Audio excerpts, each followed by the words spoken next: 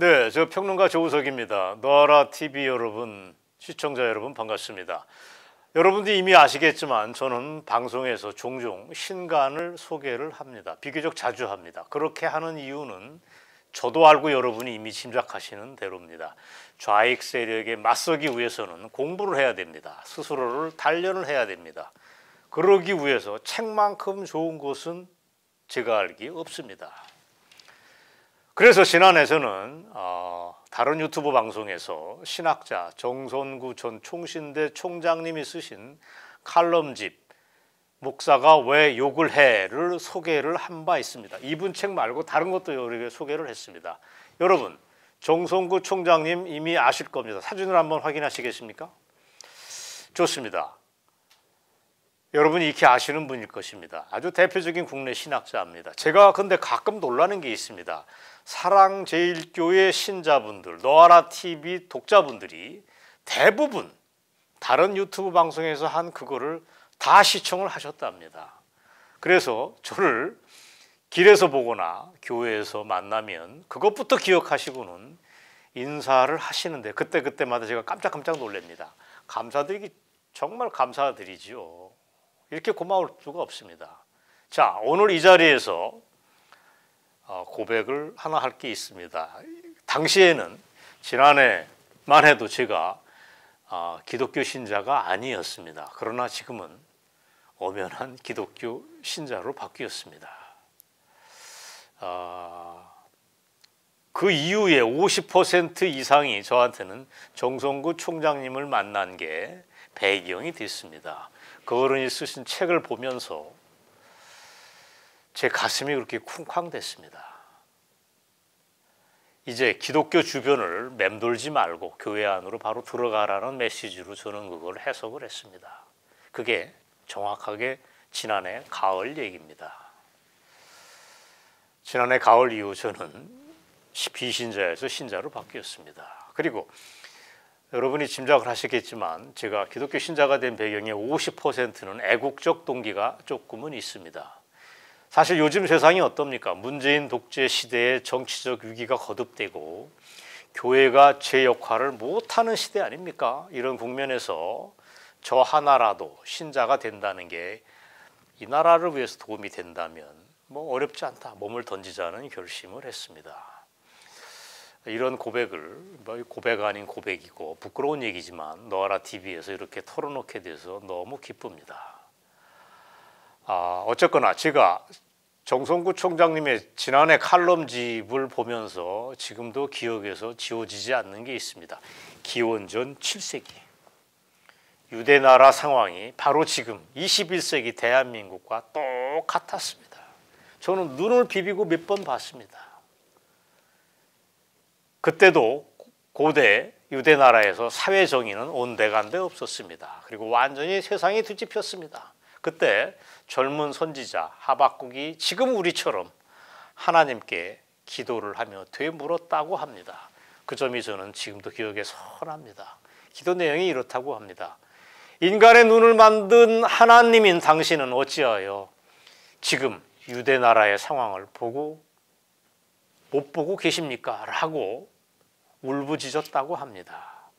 그 질문이 지금 21세기 대한민국 우리 저를 포함한 많은 사랑제일교회 독자 너아라 TV 독자들하고 똑같은 울부짖음이라고 저는 생각을 합니다. 그렇게 하박국이 울부짖는 기도를 드릴 때 하나님이 답을 제가 그 책에서 보고 정말 가슴이 느낌이 찌르르하고 왔습니다. 이렇게 답을 하셨답니다. 구원을 바라보고 하나님의 때를 기다려라. 단 이 세상은 썩어 없어질 곳이 아니다. 새롭게 하나님의 나라를 실현하는 공간이다.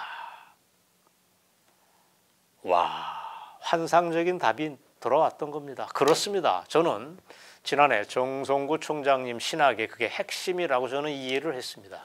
좋습니다. 여러분이 이미 다 아시는 상식을 저같이 뒤늦게 신자가 된 초짜가 말씀드리는 것 같아서 송구스럽기도 짝이 없습니다. 그러나 진실을 재확인하겠습니다. 이 썩은 세상을 버린 채 애써 외면한 채 천국을 향해 걸어나가겠다.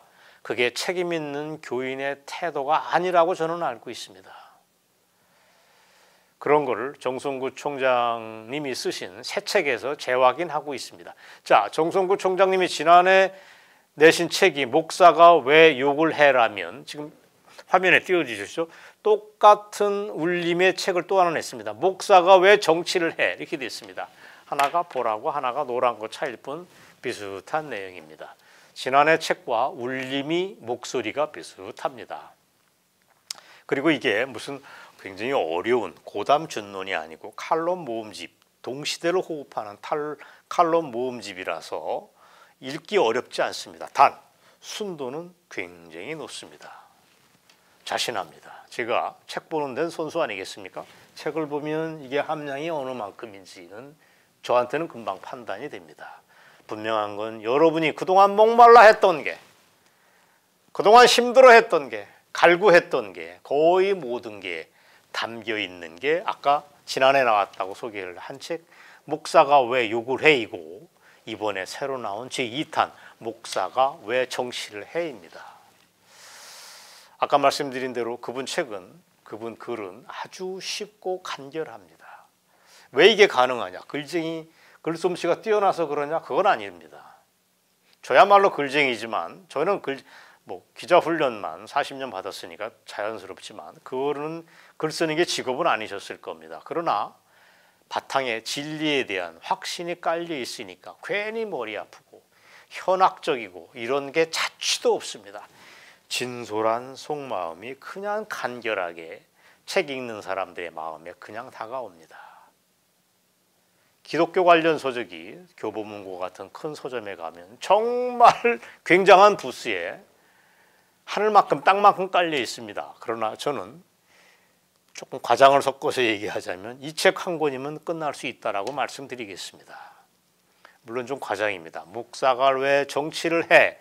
에 이어서 이 책을 보신다면 거꾸로 지난해 나온 책 목사가 왜 욕을 해도 읽고 싶으실 겁니다. 그런데 두 책을 읽으면 그분이 내는 또 다른 책 중에 좀 묵직한 책이 있습니다. 개혁교회의 꿈이라고 하는 책이 있는데 이 책도 읽고 싶으실 겁니다. 그리고 이것뿐만이 아니고 그 어른이 쓴 다른 중요한 저술이 또 굉장히 많습니다. 부지런하셔서 책도 많이 쓰셨는데 묵직한 책들이 있는데 저는 거의 다 봤습니다. 저처럼 여러분도 그분의 다른 책에도 관심이 가실 겁니다. 자, 아까 여러분이 그 새 책 얘기로 돌아오겠습니다. 여러분이 목말라 했던, 갈급해 했던 모든 게 담겨 있는 소중한 책이 이번에 나온 새 책이라고 소개를 했지만 사실입니다. 이런 얘기입니다. 사실 우리 시대 대표적으로 잘못된 통념의 하나가 있습니다. 이겁니다. 교회는 정치에 참여하면 안 된다는 것입니다. 교회는 정치에 참여하면 안 된다. 이게 맞는 얘기입니까? 맞는 얘기입니까? 오늘 제가 밝히지만 나라가 죽이 되든 밥이 되든 상관없다 는 사람들이 우리 주변에 꽤 있습니다. 이런 사람들이 종종 빠지는 함정이 두 개가 있습니다. 그 중에 하나가 좌와 우 사이에서 나는 딱 중간이라고 하는 중도라고 하는 함정에 빠져 있습니다. 또 하나가 있습니다. 종교 분리라고 하는 함정에 또 빠집니다. 대한민국 헌법 20조에도 나와 있듯이 정치와 종교는 칸막이가 되어 있으니까 교회가 정치에 너무 깊숙이 들어가면 안 된다는 게 그분들이 가지고 있는 통념이지만 죄송합니다. 그건 어리석은 생각이라고 저는 알고 있습니다. 이번에 정성구 총장님의 책에도 그렇게 나와 있습니다. 그분들은 그래서 잘못된 통념 때문에 기독교 신자가 애국운동하는 것까지는 괜찮아. 그것까지는 몰라도 그 이상은 안 된다고 굳게 믿고 있습니다. 그래서 목사가 교회에서 설교할 때 문재인을 비판하면 고개를 외로 꼬거나 아예 교회 문 밖으로 나간다고 들었습니다. 이게 이 나라의 현실이라고 합니다. 바로 이 대목에서 정성구 총장의 말씀을 우리가 새겨 들어야 됩니다. 이분의 얘기하는 게 이게 진실입니다. 이분에 따르면 종교 분리라고 하는 것은 교회가 정치에 개입하면 안 된다는 게 아닙니다. 여러분 그거 잘못된 겁니다. 거꾸로가 맞습니다. 본래 토마스 제퍼슨 미국의 3대 대통령은 정부가 교회를 멋대로 통제할 수 없다는 뜻으로 만들어낸 게 종교 분리라는 얘기입니다. 여러분 명쾌합니까? 더 이상 헷갈릴 게 없습니다. 즉 정치가 교회에 대고 함부로 까불고 개입하지 말라고 하는 준엄한 명령이 종교 분리라고 하는 얘기입니다. 그런데 지난 5년 내내 교회에 대고 함부로 까불고 개입하고 탄압했던 게 누구였습니까? 그게 누구였습니까? 여러분이 다 알듯이 그게 바로 문재앙 정권이었습니다. 다음번 혹시 이재명이 집권할 경우 그 못지않은 짓을 반복할 수도 있다는 것은 우리는 알고 있습니다. 그래서 우리가 지금도 긴장을 늦출 수가 없습니다. 근데 이런 얘기하는 것 자체가 저는 조금 아쉽습니다. 왜? 해방 직후 70년 훨씬 이전에 우리 앞세대는 이런 데에 대한 인식이 우리랑 달랐습니다. 해방 직후에 활동했던 우리 기독교의 이 앞세대들은 성경의 원리에 입각한 기독교 신앙을 중심으로 한 자유민주주의 국가 건설을 꿈꿨습니다. 그래서 감리교 쪽의 김하식 목사는 기독민주당을 창당을 했습니다. 그때 신의주의에 있던 서울에 넘어오기 전에 한경직 목사 그분은 기독사회당을 준비를 하고 있었습니다. 이런 얘기가 목사는 왜 욕을 해도 나오고 이번에 목사가 왜 정치를 해도 정확하게 등장을 합니다. 이런 얘기들이 더 많이 대중에게 알려져야 된다고 믿습니다. 이분들이 북한에서 그런 기독교 정당을 창당하려고 하는 분들이 대한민국 남쪽의 이승만 박사와 여러 가지 교감을 하고 교류를 했던 것도 너무도 자연스럽습니다.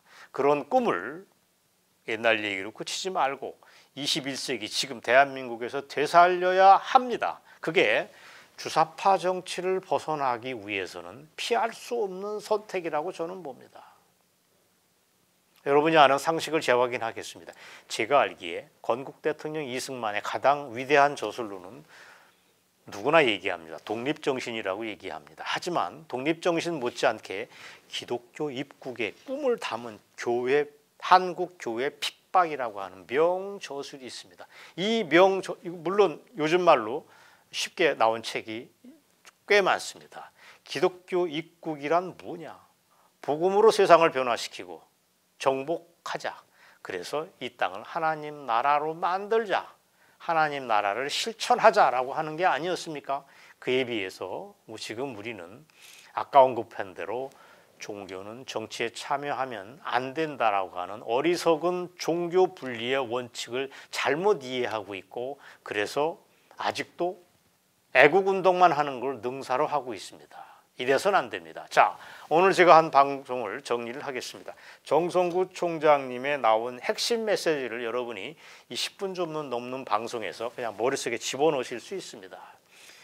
그 어른에 따르면 교회의 정치 참여는 선택이 아닙니다. 의무입니다. 복음의 진정한 목적이 어쩌면 정치 참여라고 얘기할 수도 있습니다. 더 쉽게 얘기할까요? 복음의 폭탄으로 이 나라의 썩은 주사파 정치를 바꾸고 대한민국을 대청소하는 것이야말로 복음의 정신하고 아무런 상충관계가 없습니다. 제가 너와라 TV에 나와서 정성구 박사님의 이번 책을 소개하게 된 게 저는 아주 영광스럽고 자랑스럽습니다. 정성구 박사님의 이 책이 저는 많은 사람들이 이 책을 보면서 교회와 정치가 어떤 관계야 돼야 되는가, 우리가 2020년대 초반 대한민국을 위해서 무엇을 어떻게 할 것인가, 기독교는 정치에 무엇을 기여하고 어떻게 참여할 것인가에 대한 어떤 훌륭한 사회적인 합의가 이루어지는 데 기여했으면 좋겠다 하는 뜻을 전하면서 오늘 정성구 총장님의 책을 소개를 해드렸습니다. 여러분 경청해 주셔서 반갑습니다. 다음에 기회가 나면 정성구 총장님을 이 자리에 모셔서 대담하는 것도 한번 생각을 해보겠습니다. 여러분 경청해 주셔서 고맙습니다. 물러가겠습니다.